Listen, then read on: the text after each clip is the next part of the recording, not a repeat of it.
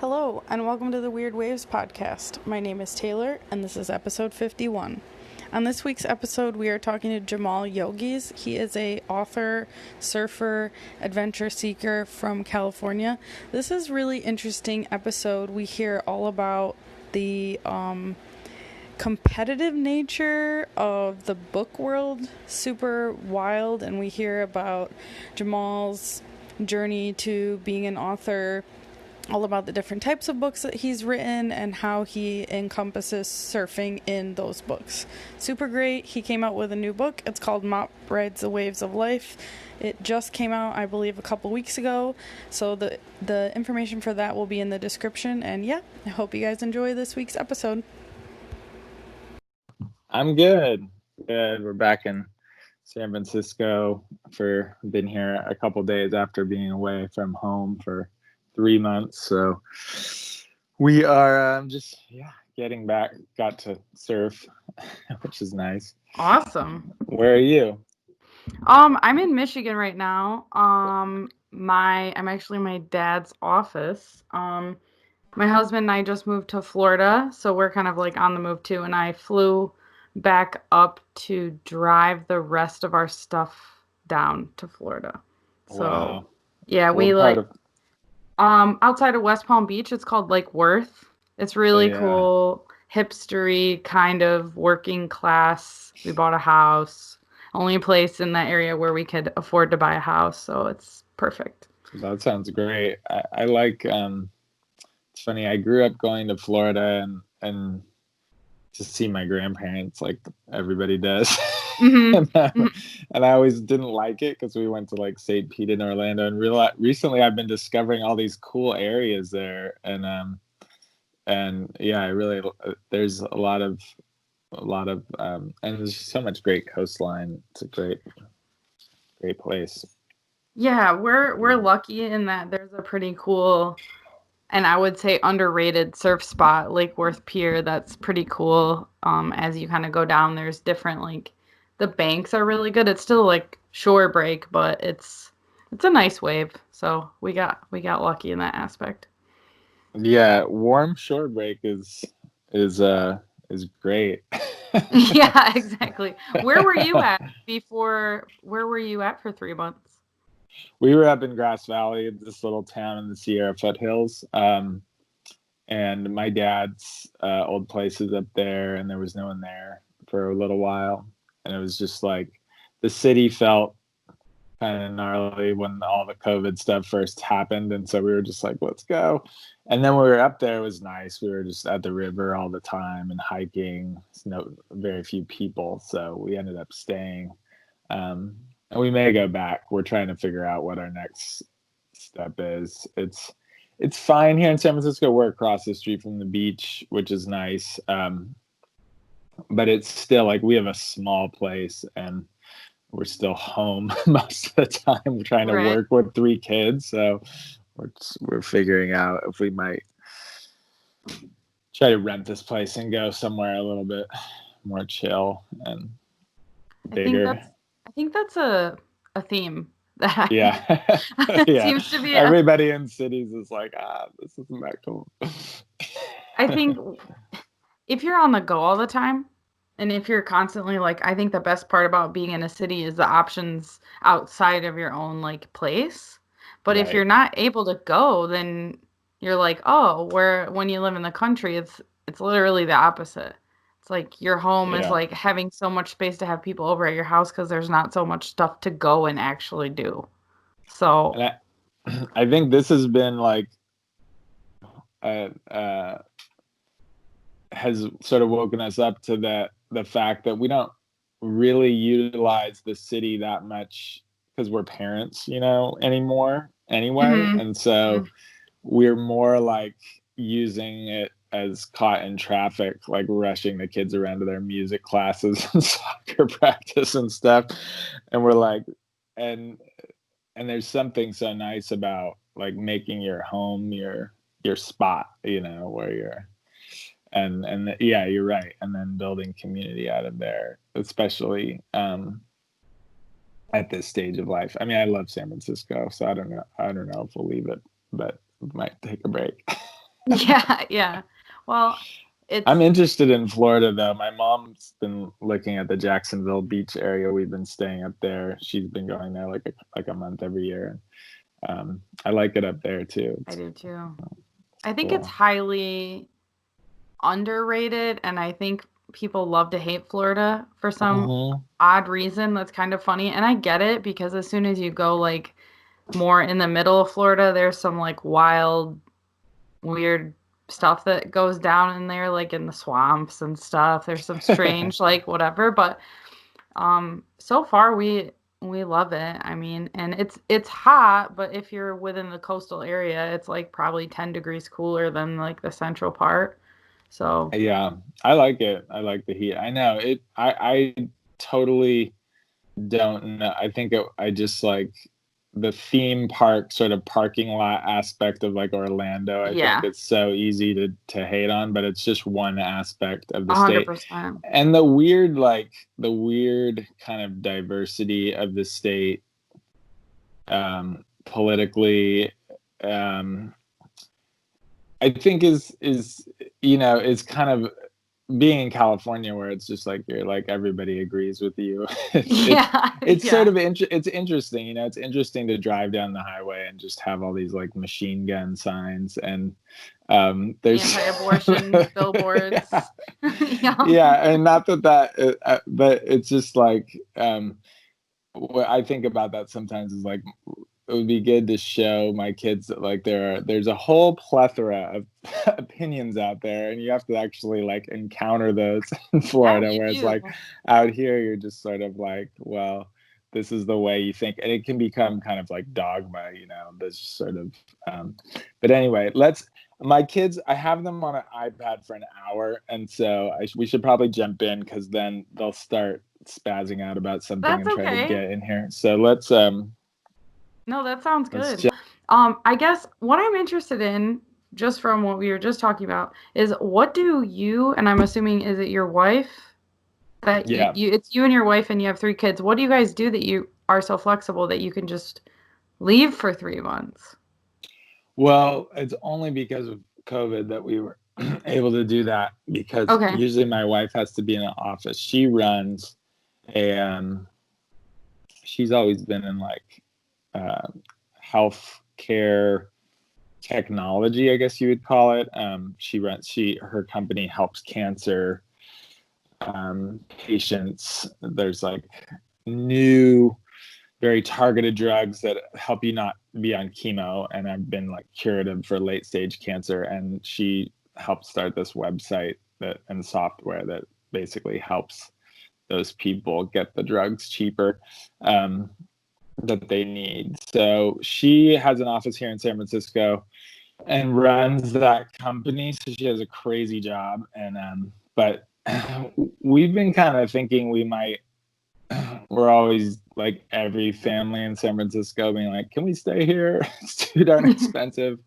But we love the beach and we love our community. And she's been tied to that job. And I have a super flexible schedule because I'm just a writer and I take jobs as they come, mostly books these days, but I do a little teaching, I'll do some journalism, I'll do uh, you name it, I've done it. Screenplays, pamphlets, music. Like I've done every sort of kind of writing and teaching, from meditation to writing classes. So I'm just sort of a mutt, and I can work from anywhere. That's awesome. But yeah, it's been good. It's been good. It was I carefully crafted, to be able to like. I used to just take off to Indonesia for 3 months every year. I would just always be on the go. And then when I got married and had kids, I was like, oh, now my flexible schedule means I'm the guy who's going to watch the Yeah. kids, which which has been a great joy. I love being a dad, but it it is we're in a hectic time because we have a 4, 6, and 8 year old, and so now it's been like homeschool for the last 3 months, no babysitters. So the fact that these casual chats are are are not as easy to come by as they used to be. I'm sure. And your book that you just came out with, you're probably doing a lot of talking or trying to do that right now too. And plus homeschooling, it must be kind of like It's pretty wacky. intense. It's wacky. Yeah, Mop Rides the Waves of Life is coming out tomorrow. So today Oh, is like tomorrow, cool. tomorrow, yeah. So today is a crazy day of like um you know, doing all kinds of press stuff. And but it's been fun though, because it's my first, I self-published a kids book for like one of my first son when he was born, but this is my first like real published children's book. And it's fun because they're so involved in it, so they'll be like, you know, like we just did this animated video um that I put on social media, and our 8-year-old does the voiceover. And That's I fun. did, we did a rap, the Mop rap, where it's like, throw your hair in the air, do the Mop. And because Mop's got, he's got like a big old like Rob Machado afro. And and they, you know, help me with the beats, and they're like in the song. So I've tried to include them as, you know, I was right when we went on lockdown, I was writing the second Mop. And so I just like be like, all right, guys, it's art project time, and throw all the paper out. And I was like drafting the second book, and they were being like my little editors. And so uh, I think I didn't plan that, but it worked well, like as like a homeschool project, because there's no way I could have written like a 250-page grown-up book during this quarantine time. My focus has been very much in like 3-minute spurts, Well, 30-second spurts. what a like great homeschool aspect of like being involved in something like that. That's not something you can usually just get inside of a classroom. I mean, that's pretty cool. It's cool that I think one of the things I really, when we had kids, I was like, well, I should go get a real job, because, you know, I don't make tons of money being an author. Um, Maybe someday, you know, I'll be like a 10 million book bestseller, but it's like, so far, you know, I'm like, have like a teacher salary, and that's been, but it's what I love. Um, and so when they were born, I was like, I started looking into like tech jobs that I could get. And but it was like, one, I was trading the flexible schedule, and then two, I was like, you know, one thing that's really cool about what I do is I can show my kids that you can do um what you want. And I think that's like an invaluable lesson, that even if you if dad isn't, you know, rolling in dough, like he's really happy doing what he's doing, and he and I can spend time with them. So so yeah, I still kind of pinch myself every day that I can, you know, that I can go to work, you know, working on stuff that's often related to surfing, that's creative, storytelling. And so I feel pretty lucky for that. Yeah, that's awesome. So this is through a publisher. How did you get that deal, or how does that work if you said this is your first non-self-published book? Well, so I've done 3 published books for like grown-ups Oh, okay. before this. My Yeah. mistake. Yeah. For but that was like a mystery to me too. So my trajectory as an author was I went to journalism school, and I wasn't planning on, you know, writing memoirs or anything like that. I wanted to eventually like write the great American novel, but I was gonna go be like a, you know, like Graham Greene or something, or Seymour Hersh, like be a great investigative reporter, travel the world, surf. Um, and so I got out of journalism school, got a magazine job at San Francisco Magazine, but there was an aspect. There's an aspect of it that I left, because you're like, as a journalist, you're always in school, and you're kind of, and I was getting to write a few surf pieces for like the Surfer's Journal and Surfer, but there was meditation has been like a huge part of my life. When I was well, my story is when I was 16, I ran away from home to Maui and to learn to surf, because I was like a skater and snowboarder, and I was getting into all kinds of trouble, and I really wanted to surf. Ran away to Maui.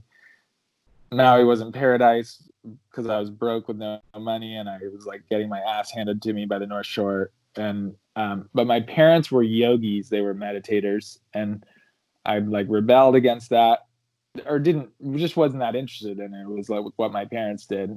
But then when I was in Maui, I started meditating, because I was just like freaking out. Like, here I am alone with no money. Anyway, I was only over there for a few weeks, but it got me meditating. I had to come back because I was on probation for a DUI. And my dad came to get me. But long story short, that surfing and meditation for me kind of grew up together. And when I was finished high school, I went to live in a Buddhist monastery. I was super into it. I lived there for a year, like full on, like Orthodox Zen. Did you shave your head? Buddhism. I didn't, because I wasn't like fully ordained, and in this tradition you only do that if you're going to be a monk for life. And I was contemplating that, but I was, at the end of the day, I went to college instead. But I was seriously considering it.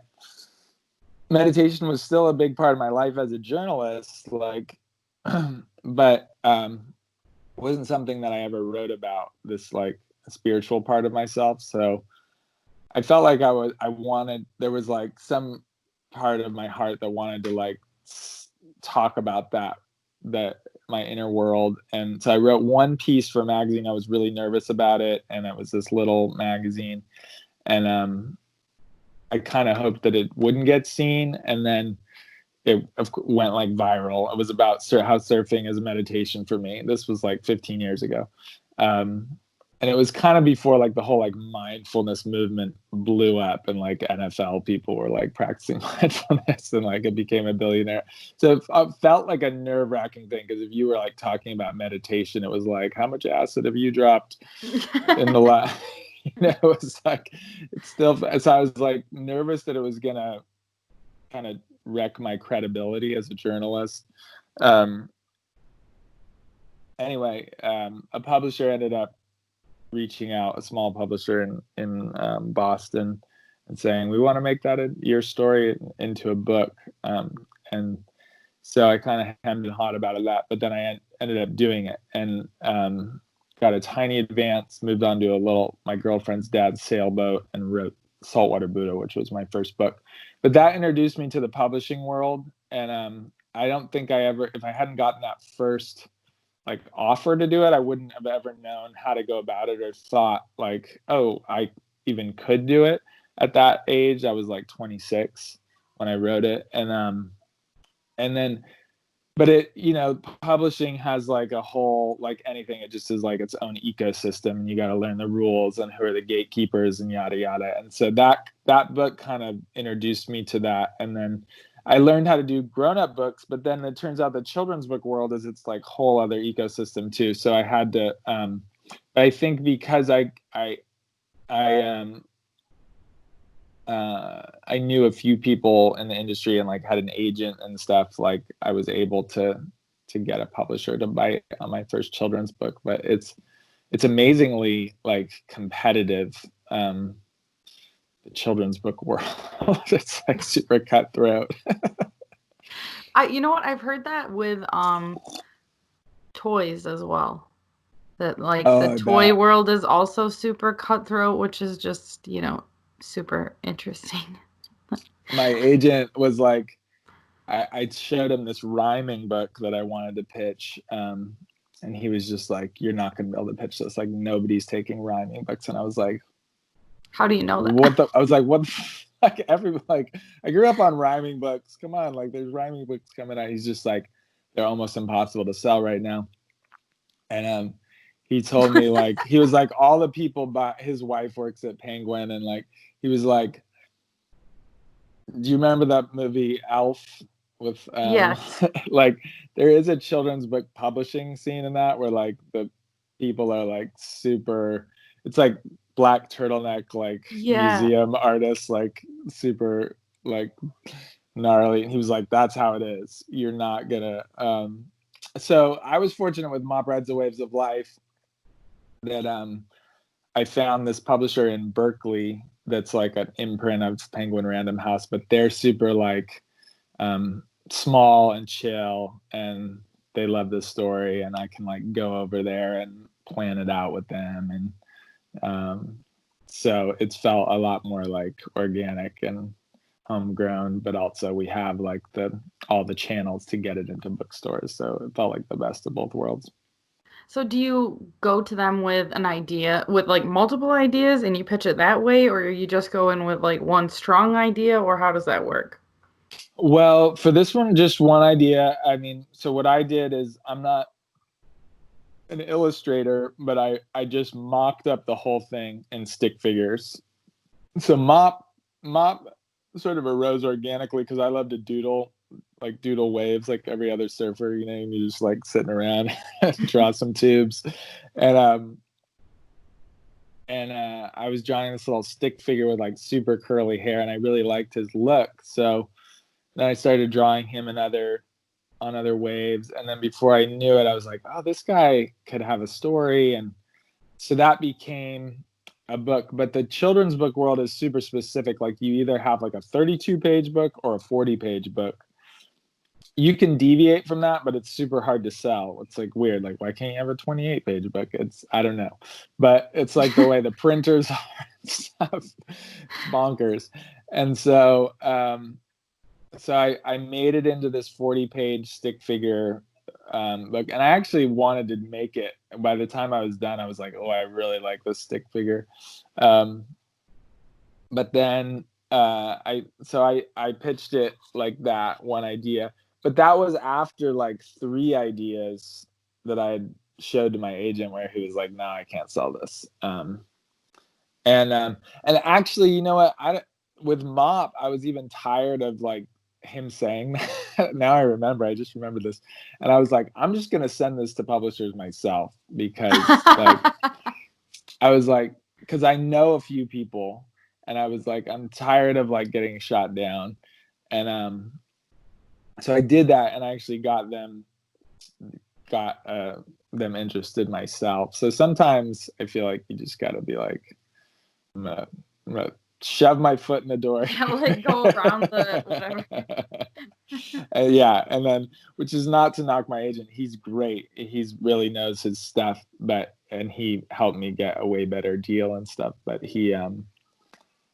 but they're so used to like getting no's from publishers too, because like everybody has a kid's book idea. If you have kids, do you have kids? I don't know.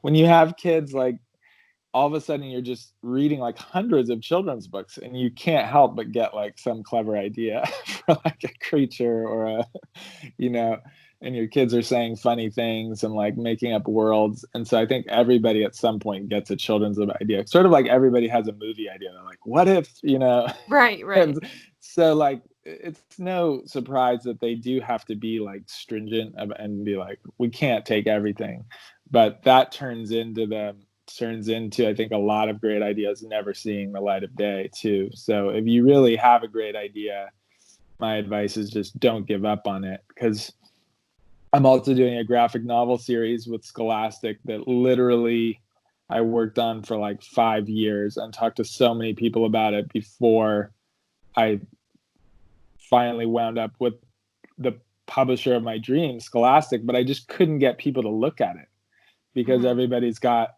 like a comic book or a graphic novel. Right. And so and I wasn't a graphic novel writer. So it took so long and just the right hustle to get anyone to read the thing. That's cool. So you have multiple projects kind of going at the same time, and then do you just keep them like I don't know. I don't know how to phrase this question, I guess, but so you would like come up with all these different ideas or write these books and then you sit on them until someone will publish it or you will publish it yourself? I mean, so I went through a big transition where I was like, so I wrote that Saltwater Buddha, and then all of a Hmm. sudden you get pigeonholed of like, oh, Jamal writes these like surfing memoirs because I wrote one about my story. So then then I realized that was something that I could get publishers interested in, and I was also interested in writing more of those. So I wrote a couple more books like that. One is called The Fear Project, that's like a journalist neuroscience investigation. And the other is All Our Waves Are Water, which is like a sequel to Saltwater Buddha. But for each of those, I like basically wrote a chapter and a pitch, and then sent it out, and then you get an advance to Hmm. finish the book from a publisher. That feels like you have a lot more security because you're like, I know at the end of the day this is going to get published. So if I work for a year on it, I'm getting, it's my job. You know, it's more like a journal, the way journalism works for nonfiction. Hmm. Like you're like, I have an idea about a story, and let me get an editor to pay me to go out and report it. Um, so that was my life for like a decade, and then I realized I really wanted to do a fiction. I love like fantasy novels, and that was my graphic novel series. It's called City of Dragons, and fiction is like a whole different animal where you have to finish the whole book before Oh. you show it. Unless you're like super lucky and you can sometimes finish like half a book or a quarter of a book, and if it's just like stunning and you have the right connections, you can get it published. So but everybody was like, nope, I need the whole book, it's got to be done, it's got to be perfect. And I was like, oh my gosh. So I'm just gonna like take 2 years and like make a leap of faith. Um, so what I ended up doing with that one was, while I was doing like other projects, I just kind of kept tinkering until until I had it done, and and that was really and that was really challenging. And then with children's books too, it's the same deal. You got to kind of have it done. You can pitch an idea, but it's like it's easier if you just can show them the full concept, because really they're looking for just any reason to say no. So if you don't have your thing like thought out, um, it's probably going to be a no. So so yeah, but my life is like I'm always juggling, yeah, multiple things, and just now these children's books projects and the graphic novel are collaborative. So I'll finish the story while the illustrator's Oh, illustrating, and that's then cool. while the illustrator's illustrating, I can work on the next one, and that's kind of how it's been going lately. But it's been a big juggle because I'm working on. I also do some documentary film stuff, and um, it's just a big juggle. Yeah. So when you find an illustrator that you like, do you send them like a little bit of the story that you have and then they say yes or no? Did you go through multiple illustrators? How does that work? It's so funny. So each one of these, like I said, each one of these has like its own rule book, and for children's like elementary school illustrated books, picture books, the publisher often wants to have a say in who the illustrator is. So you actually pitch it Oh. with unless you're the illustrator and you're able to do both, you just pitch the writing or maybe some sketches like I did. And then they want to match up. So for Mop, they found Matt Allen, the surf illustrator, who's like just an amazing surf artist. Um, and I was super stoked and was like, oh yeah, he's better than my stick figures. But uh, for the graphic novel, which is more like, you know, middle grade and above, uh, they want you to come in with your illustrator. So for that one, I wrote out the script, and then I went and just tried to find illustrators, and I and then we pitched it together, as a team. Mm-hmm. And would they get the same like credit or maybe like compensation? Is it similar to what you get, or is it different? It varies. I mean, for MOP, Matt came on as like what they call like a work for hire, so he was just paid a flat rate. Mm-hmm. For MOP 1, and I think if I had known he was doing that, I might have talked him out of it and been like, no, come on as a co-creator where you can get back end royalties and stuff. But that might have felt more safe to him too, because it was like, well, now I know I'm going to get paid, rather than like taking less money up front and then relying on sales.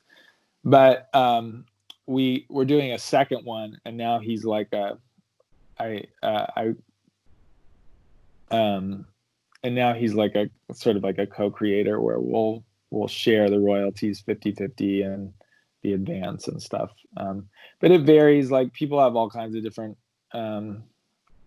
structures, for the graphic novel series. Vivian and I kind of like, I wrote it, but then when she came on, we like re-envisioned it together.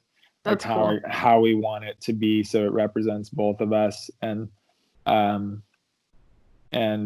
so she's not only the illustrator, she's like a co-creator of the story, and we do everything together. So everything's 50-50. Cool. It's so interesting. It's part of what I like about the podcast is you never know what kind of like world you're going to get, stuck into, and hear about these little things that you would never think of, how much goes into a children's book. It's like podcasting. Everybody wants to start a podcast, and then they get into it and they're like, whoa, oh yeah, this is a lot of work. it is a lot of work. 100%. Yeah, no, it's very true. It is funny to see everybody wants to have a podcast, because I'm sure it's the same as books. It like seems like there's a lot of money in it and there's a lot of whatever, but it's tough. Right. 99% of the money goes to 1% of the people. But then but yeah, it is. I tried doing a podcast briefly, and I was just like, well, this is like a full-time job on its own. I'm gonna have to wait. Yeah, it depends on the week, but sometimes it feels like more work than other times, I guess. Yeah. So with surfing, with your surfing aspect of your life, so did you first start surfing when you ran away to Maui? Is that the beginning of your... More or less. I mean, I would surf on vacations and stuff. We lived in Sacramento, and my dad had been a surfer like on Long Island when he was growing up, and in Hawaii when he was stationed in Vietnam. So I sort of heard a lot of surfing stories, and then we would go on little vacations to the beach, and I'd boogie board or try to stand up. But I didn't really get to start until I ran away. And then I went, so I ran away from home, didn't really learn to surf in that 3 weeks in Hawaii. And then my parents were like, oh, Jaimal just needs to get out of his school. So they let me study abroad my senior year. Oh, that's cool. Yeah, so I went to France my senior year and was hoping to get someplace on the coast. Wasn't, so I didn't get to surf really. So I didn't really. Then I went to college in Hawaii on the Big Island. So that's kind of. So I didn't really like start surfing every day until I was like 18. But then it just became like all I did, till and my whole life revolved around it after that. That's what happens. That is the story of most people that surf, I think, honestly. Yeah. So now we, have. So then I moved around. from like between Hawaii and Santa Cruz pretty much and like Mexico for during college years. Um, and then pretty much based out of like the Bay Area and like Ocean Beach and since after college with like, trying to travel, but I've been pretty much an Ocean Beach surfer. That's cool. How many countries have you been to for surfing? You said you used to go to like Indo and stuff. Gosh, I mean, yeah, I've been to, let me think, Mexico and Indonesia and around Europe, like France and Spain, and uh, some Central America, like Costa Rica. But yeah, I want to do more traveling, and it's haven't haven't uh, haven't gotten a chance to go beyond that. India. Um, but since having kids, we've been it has been what's the word, just hemmed in a bit. Yeah, well, I think that makes sense. I think it's so much harder to travel with kids. It is. We've been lucky to travel a lot, but it hasn't been like surf trips that much. We've been getting them. They're sort of they like the warm water, and so I'm always trying to get them to go out at Ocean Beach. And it is kind of like the gnarliest place to learn to surf because it's Yeah. cold. It's like super big and powerful, and so you got to just like get slammed by the whitewash if you're gonna learn. And then so they're like, I was when super gung ho when we just had one. He was like 2, and I was like out there every day, like after school, like throwing him into the waves. And then he turned like 3 or 4, and he's like, I don't want to do Oh that. my God. Then it's like, I'm gonna traumatize him. So now they pretty much like when we're lucky enough to like go to Hawaii or Florida, they'll get in, and I'll push them into some waves. But I'm waiting for that moment where they're like, it's interesting. Like, I feel like you need the hunger a little bit. Like, we just were up in the mountains, like I said, and now we are suddenly back, and they're like, let's go surf. When you live on the beach, I think kids can kind of take it for granted too. And like, I think it's like anything, right? yeah, I totally. Totally. I think I wanted to surf so badly, partly because I lived inland, and it was like this thing that was like, uh, that just seemed like the holy grail out there. That if I could just do that, everything would work out. Yeah, I think in Florida, I've met some people that they're like, you moved to Florida for surf because we lived in the lake. And the lake, like it's good surf too, but it's just different. And you have like this hunger because it's so hardcore to do it that when you move to a place where you can actually do it, it's like incredible. But everyone's like, why would you move to Florida for surf? Like, it's not like you should be in California. And I'm like, I don't know, pretty good. No, Florida is amazing, and the whole East Coast is amazing surf. It's so underrated. I I mean, think so yeah, you're not too. you're not gonna get like triple overhead days a lot, but it's like who really? I mean, it's so much more peaceful to surf like warm head high waves or like, and yeah, and I feel like the community is really great on the East Coast too. Like I've never seen like a stronger surf community than like around like New Jersey and like New Yeah, York yeah. and stuff. Like people who surf year round are like so supportive of each other, whereas like in California it can be so competitive. And Yeah, I think it's just turned down a little bit too because it is a little more like fickle, maybe. Like it's yeah, um when we were in North Carolina, I think it was like a month ago on vacation.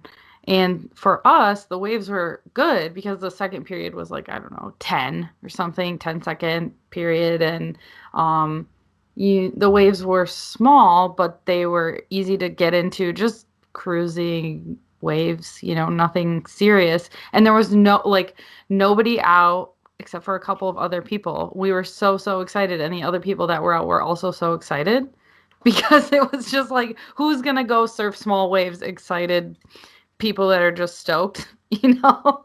It's like once it gets big, then you have people that are like trying to kind of show who can be in what spot at what time, you know?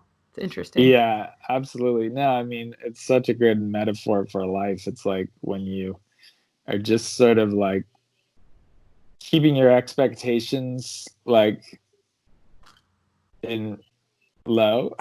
Yeah. You're stoked, like you're like, it's 2 feet, I gotta go surf. I imagine the lake is community is rad like that too, because you're just everybody's like just so excited to be having fun, like on a good swell. But I would say for the most part. is there localism and stuff, or is it get Yeah. crowded?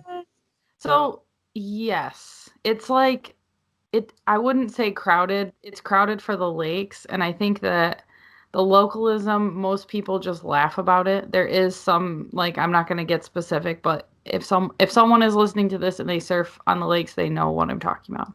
There is certain areas that feel as though they have a special wave, and it's like super special on the lake. And I get that too because the lake is so like sensitive to the point where the wind can change and it can just basically fuck everything up in a matter of like 30 minutes. So you can be driving somewhere and the wind shifts and it's over and you missed it.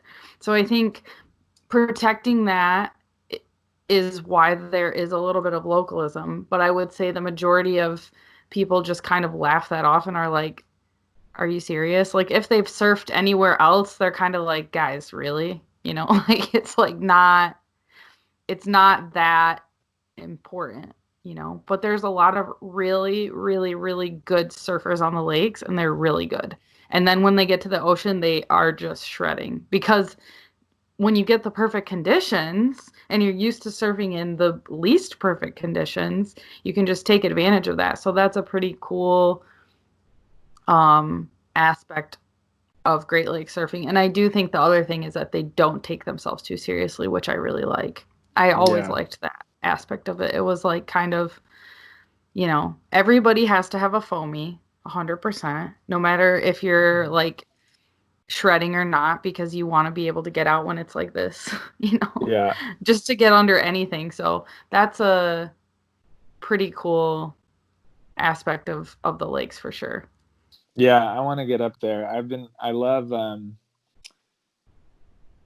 friends with those guys that surf the greats, Oh, and they're awesome. they're so great. And yeah, I love how I love the vibe, and I'm amazed when I see the footage of it. There's like some serious waves out there, like Yeah. barrels, and good.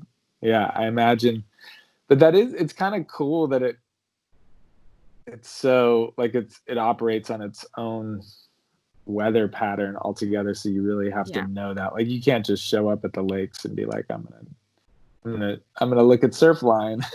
No, not at all. And, Like, it's funny too because there's so many aspects of it that's really like random. Sometimes when I was teaching surf lessons, you'd get people that had a surf lesson scheduled and then they got some alert that says like um they said like we're canceling or we're not coming because we saw that there's a red flag or there's dangerous rip currents, and it's like that's the only time you can surf actually is when they put those warnings out for dangerous rip currents. So if you don't know that, then you kind of are out of the loop, and there's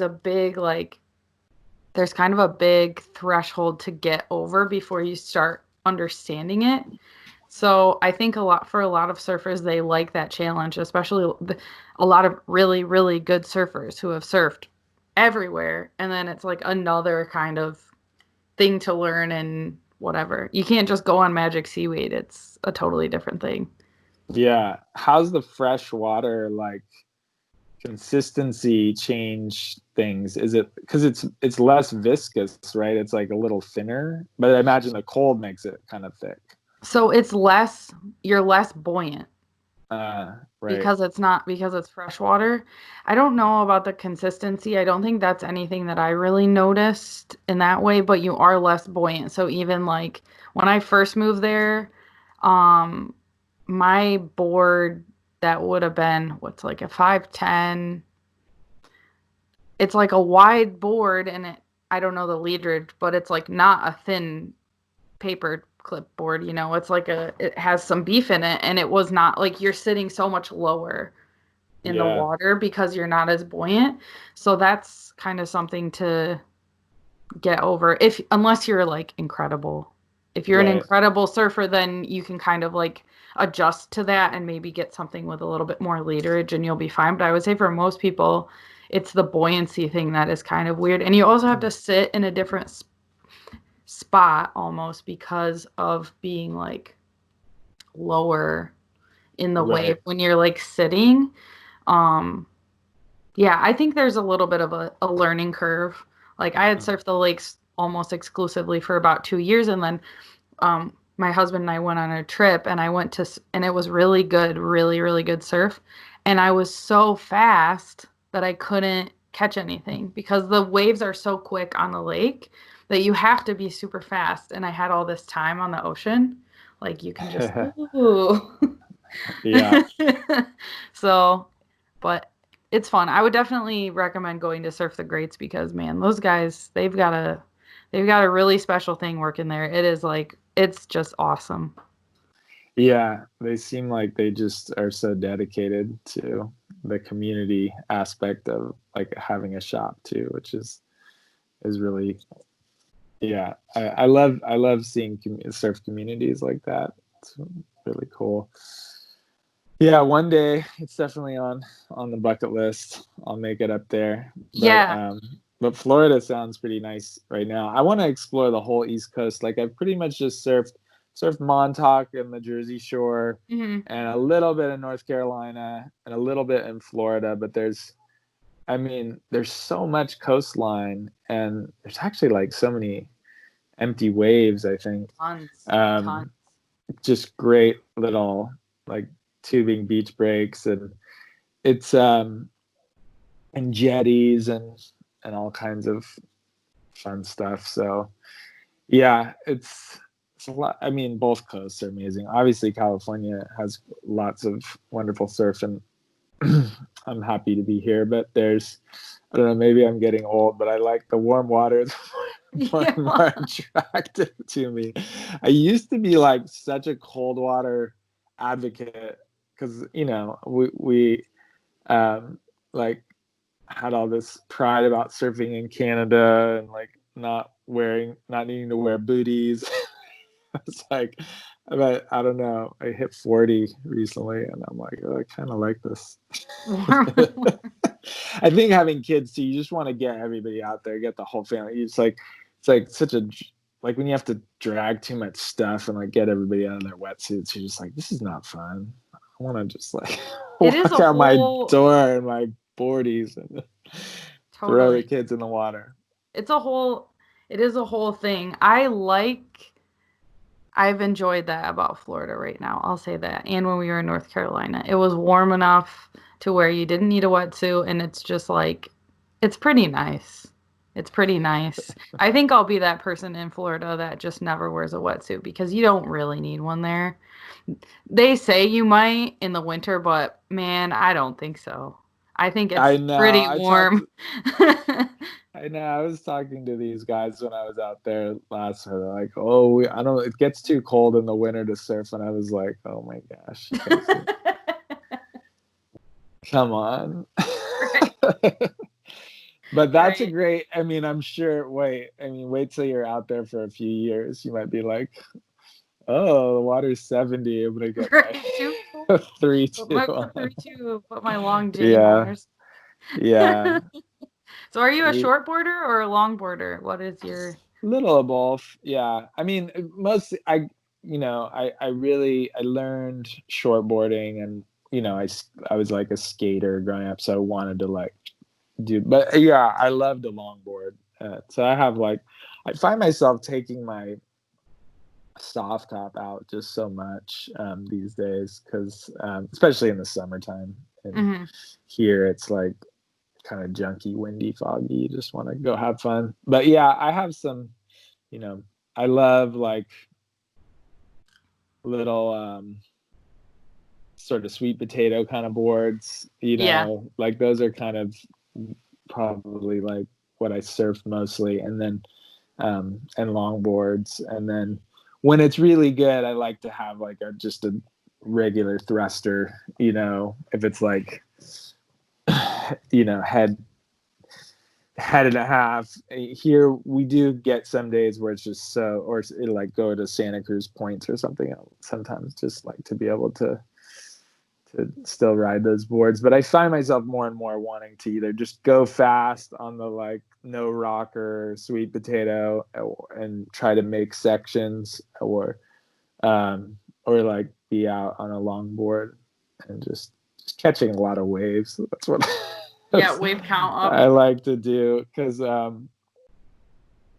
there's I think for me, it's just whatever I'm having fun on. Like, I don't care. I don't have any ego anymore around like doing a great cutback or like, or snap or something like that I could maybe do better on a thruster. If it feels better to just be on a weird board and just be going fast, or that's like the fun part to me. Or if it's hollow, I'll take whatever board I can to try to just get covered up. But my my quiver right now is like, I have a little 510 quad, like a 6.8 thruster. I have this weird Patagonia like 8.6 gun. I have a Danny Hess like Mavs gun, and then I have this big boat longboard, and then I have like a little Firewire sweet potato,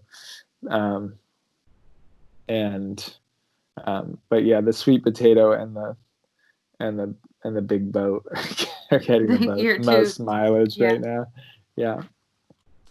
That's cool. I think I would imagine one of the perks of being in California is having access to so many like boards. Just the option of board, because some of the best shapers are all in California. So I would just imagine that you can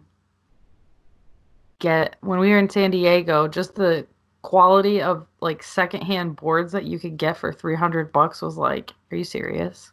Yeah, it is. No, I take that for granted. I remember actually that Firewire sweet potato is one that I paid like $1,000 for. I remember, which just felt so ridiculous when I was in Portugal, because I really wanted one of those boards, and all there were for sale were like these little chippy boards, and it was like summertime, and I was going to be there for like 2 months, and I was like, all right, I'm just going to bite the bullet and buy this board, because you just can't find like a board with any volume. It was, and we had like a little like hatchback rental I was trying to move around with, but I realized how much I take it for granted that we just have like all these great boards around, and that's not the case in every other part of the world. And so many weird boards, like you can find ASIM boards and Hess boards and wooden, recycled.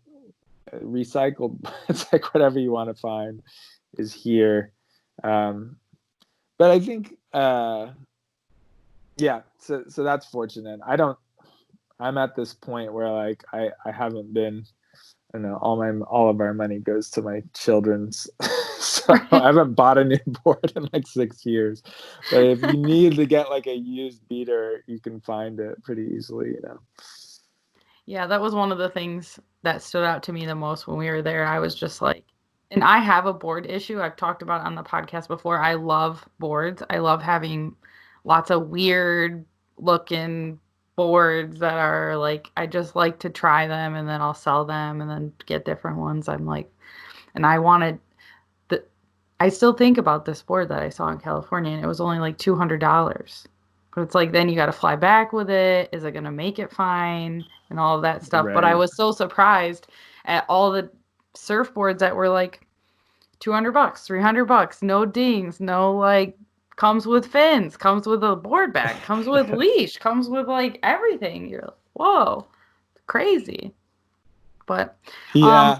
Now, well, you gotta just drive out sometime. yeah, fill up the Load up the car. van. Yeah. Yeah. Well, I talked to a guy from, I think it was a guy from Alaska who would do that. He would Yeah. drive down and then drive all these boards up from California. Like just fill up every $100, whatever, anything that you can get, and then drive it. And the same, I believe, in Michigan too, just because the surplus is there. Now it's changed a little bit because we do in that area have actual surf shops, but just interesting in that regard. So, well, we're reaching close to the hour. I know you have to go soon, so I'll give I you should run. I have 3 last questions for you if you can Okay. answer those. Okay, the first one is, what is the weirdest wave that you have ever surfed? Oh, good question.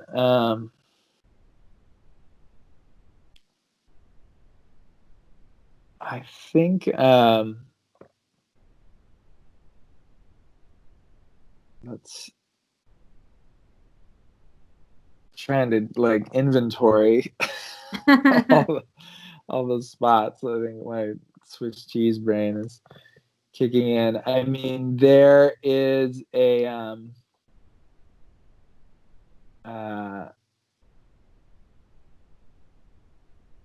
there's this place in Indonesia called the Gili Islands where there's no cars, and you take a boat there. It's like a 12-hour boat from Bali, and it's pretty flat for the most part, but there's this um there is like a reef like a mile out that you can paddle to, and I was there just not planning on surfing because it was like kind of we were just there chilling out for a bit, and but this one day like we saw the waves breaking out there, and so I made the paddle not expecting to like for it to be good, and it turned out that it was like it was it ended up getting really good later, but the first day we surfed it, it was like 1 foot, and this perfect like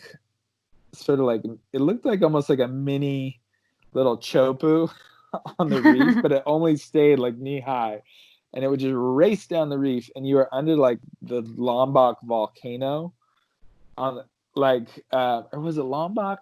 No, not Lombok, but I can't remember what the volcano is, that you're like under this 14,000-foot volcano, and you're like out in the middle, and the water was more crystal clear than I'd ever seen a reef.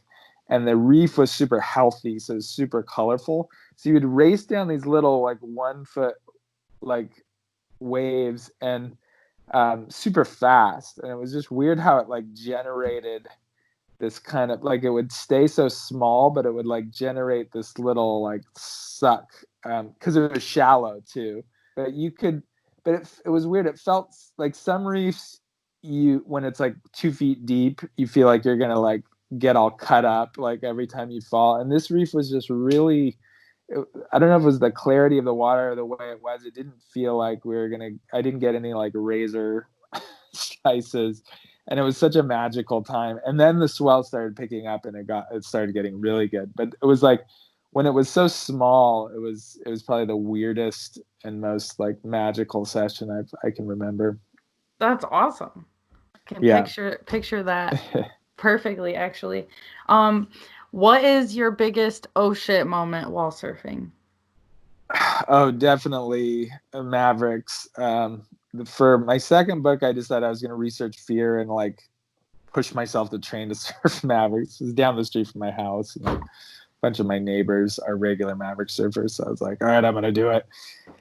And then there was a night I'd surfed it a few times, and it was really freaky, but I'd gotten a little confidence because I'd gotten a few waves, and then I paddled out on this night where it was like just ballistic, like 25-second. It was a mix of swells, but there was one swell in it that was like direct west, like 20-second period. And when Mavericks gets like a 20-second period, it's west, it's just so gnarly. So there was a bunch of guys out, bunch of pros out and stuff. Then this was the night Sion Molosky died, actually. Oh, wow. And he was out there. I'd never met him before, but I talked to him. And I was just like, I'm not going to surf. I'm just going to sit on the shoulder and like watch this. But even like, it was so stormy that like these really wide swingers were coming in. So I was kind of sitting on the shoulder, like being like, should I maybe try to pick one off? But it was breaking in different places, so you could like easily get caught. Anyway, I picked one off on the shoulder that wasn't very big for Mavericks. You know, it was like 20 feet face. And then Mavericks has two bowls, and it hit the inner bowl, and it was like all of a sudden this huge barrel. And I had no choice but to like pull in to this like massive barrel. And I think just the fact that I never expected I would ever get like a barrel or be anywhere close to it, because I was trying to surf it kind of safely, like not surf like on the bowl and take off behind the peak and stuff. But anyway, yeah, I got like fully covered up by this Mavericks dude. And I think if I hadn't like just frozen up and been like, oh shit, I could have maybe ridden out, but I just like balled up, up and went down. And it wasn't the worst fall. Like it actually let me out pretty easily, but I remember that was like the most I've ever panicked, because I was like, I'm gonna get held down, and like, you know, and it was really, I shouldn't have been out there. I mean, obviously it was a terrible night to be out there, and but that was it. That's pretty gnarly. I never went back. That's wild. My last question for you is, what is next for you?